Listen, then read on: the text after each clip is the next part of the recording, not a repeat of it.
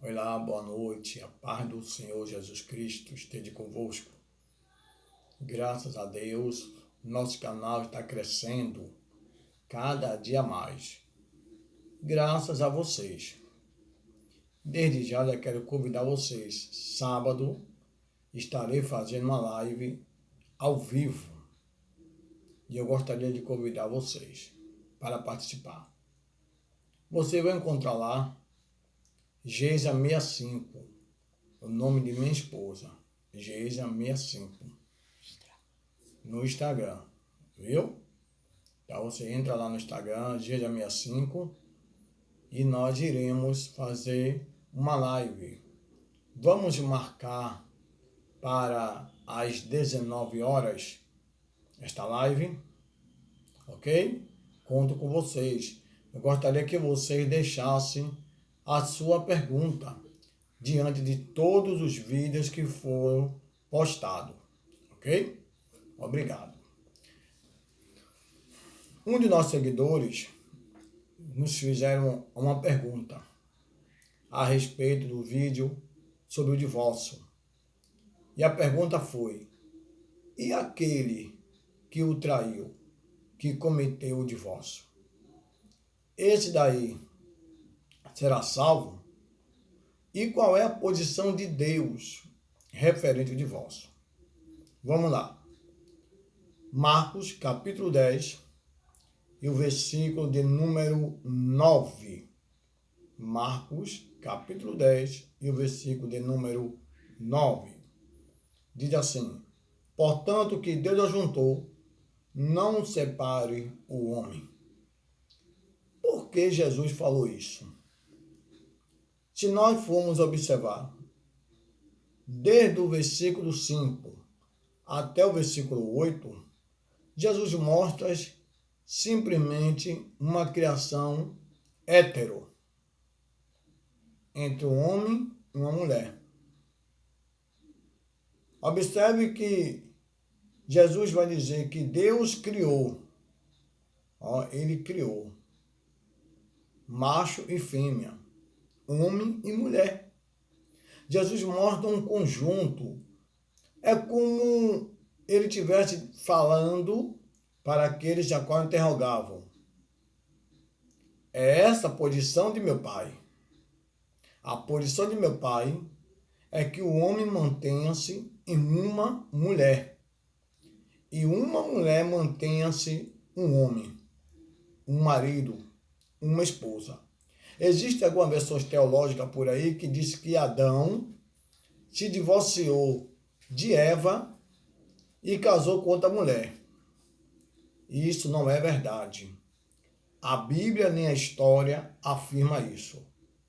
Então tome muito cuidado com essa aplicação. E quando Jesus fala isso, Jesus começa a quebrar algumas coisas que estão naqueles homens. Parece que aqueles homens estão com interesses maliciosos em outras mulheres.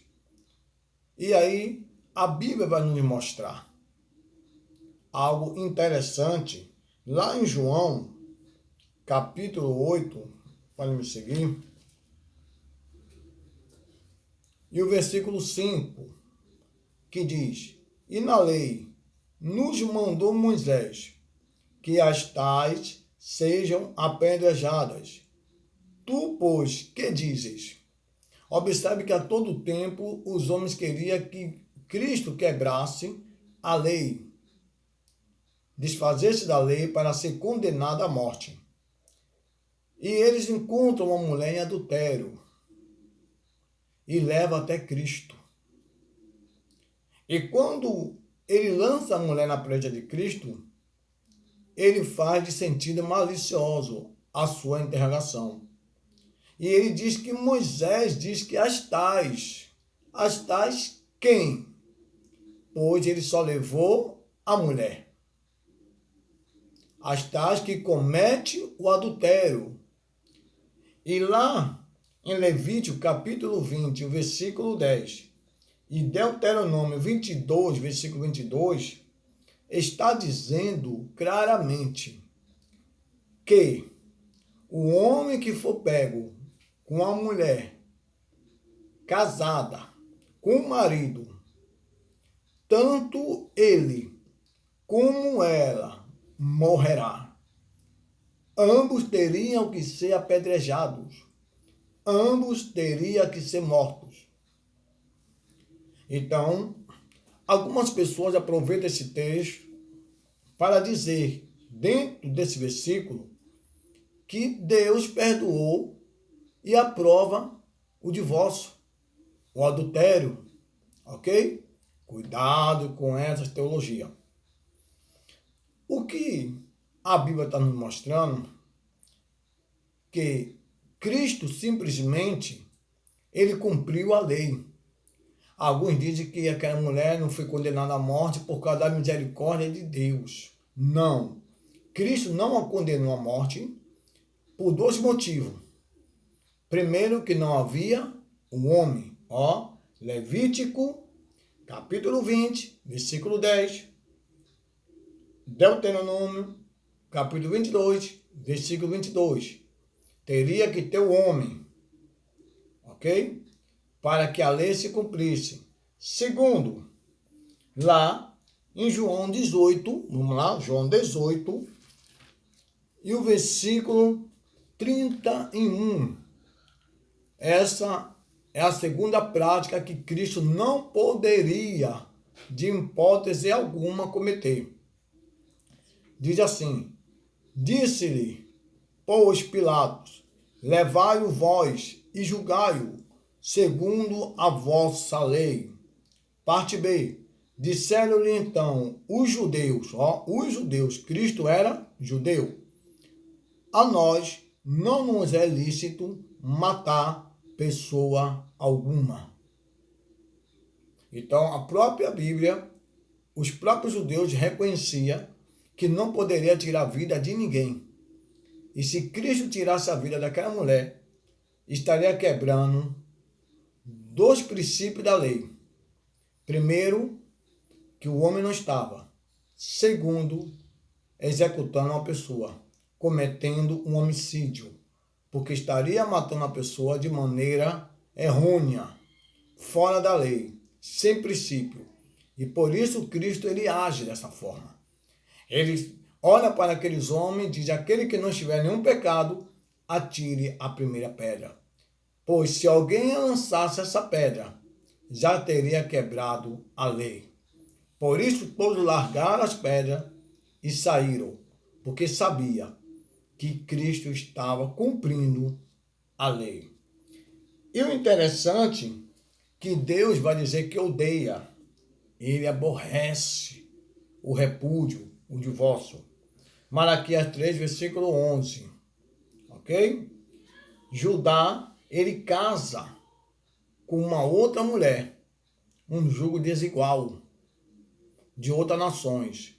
Deus não aceita união. Se você está na casa do Senhor, ore a Deus para te dar uma serva de Deus. Se você é uma serva, ore a Deus para te dar um servo de Deus. Não busque lá fora. Não busque no mundo. Isso vai lhe prejudicar. Então Deus, ele vai se indignar com isso. E segundo, ele vai dizer que odeia o repúdio pelo fato, irmão, que quando se quebra um casamento, se quebra uma aliança. E essa aliança quebrada, ela não vai só desestruturar a vida familiar, mas também a social. Vai haver uma quebra das promessas feitas diante do Senhor. E a Bíblia diz que o marido que maltratar a sua esposa, o marido que não cuidar da sua esposa, as orações dele serão interrompidas. Lá em 1 Pedro, capítulo 3 e versículo de número 7. O texto vai estar referindo-se aos maus tratos, à falta de respeito, à falta de honra. Então nós precisamos honrar um aos outros. E aí vai a resposta que o irmão pediu. E aquele que cometeu o adultério, ele é salvo? A Bíblia diz em 1 João, capítulo 1, e o versículo de número 7, se andarmos na luz, como na luz ele está, o sangue de Jesus Cristo nos purifica de todo o pecado. Se o homem se arrepender, de fato, em seu coração, em sua alma, o pecado que cometeu, como aquela mulher se arrependeu, com certeza, ele será salvo. Não há pecado que o sangue do Cordeiro não possa purificar. Ele disse para aquela adúltera: vai e não faça mais. Melhor não fazer do que fazer e ouvir a voz de Deus. Não faça mais. Porque se não fazer mais, poderá ser tarde. Que Deus abençoe vocês. Uma boa noite. Não esqueça a nossa live, sábado, às 19 horas, no Instagram, Geisa65. Nós nos encontraremos lá. Anote sua pergunta. Amém? Paz do Senhor Jesus. E uma boa noite.